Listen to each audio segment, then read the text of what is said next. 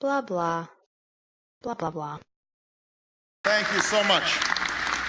Thank you to Al and to Ann, to Your Eminence, to Governor Patterson and Mayor Bloomberg, to Senator and Mrs. McCain, to my wonderful colleagues, Senator Clinton and Schumer, to all the distinguished guests. There is no other crowd in America that I'd rather be palling around with right now. A pal is a friend. To pal around means not just to be friendly with someone, but also to go out and do things together. For example, different movie stars will pal around with other movie stars, and they seem to get along, and you seem to see them together quite a bit. Or any case where you have two people that are friends and they like to do things together. If you have a group of people where they go out and do things together, you may not necessarily be friends with every person in the group. So in that context, you're communicating that you're not friends, you just do things together. Now, in the case of it being just two people, or I would say if it's two people, it's kind of hard to imagine them doing things together if they're not friends. So how would you use to pal around? You would say we pal around every weekend? You could say we pal around every weekend, and that would suggest that you're friends. But you could also say, well, we palled around a little bit for a while, but we were never really friends. You could say that as well. So pal would seem to be a level below friend. A little bit superficial. Right. You can also say a chum. That would be more English. Blah blah, blah blah blah. But I'll tell you all from personal experience, Hillary Clinton is one of the toughest and most formidable presidential candidates in history. She's broken barriers. She's inspired millions.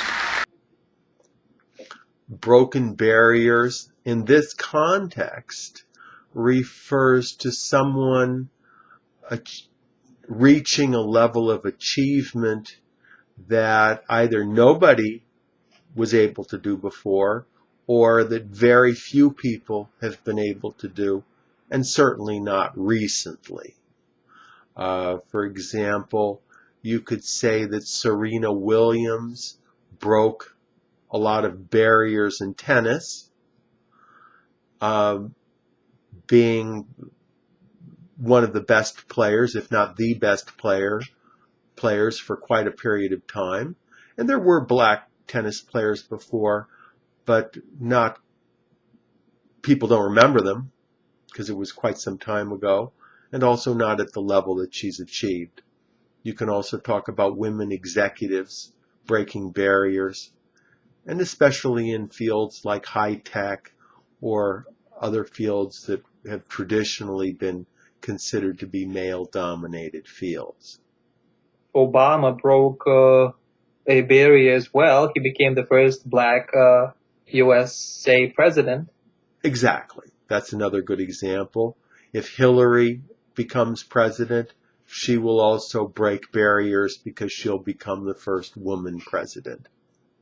And we had this expression glass ceiling, which is a form of a barrier, right?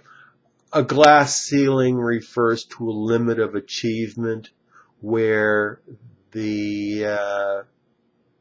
nobody says that someone can't reach the top levels, but there's an understanding that they're not going to.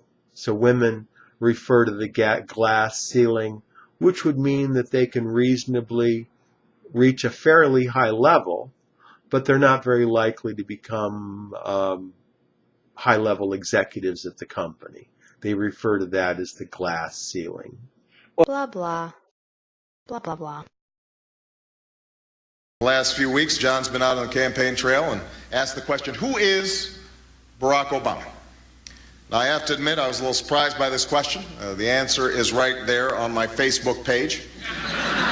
But look, I don't want to be coy about this. We're a couple of weeks from an important election. Americans have a big choice to make, and if anybody feels like they don't know me by now, let me try to give you some answers.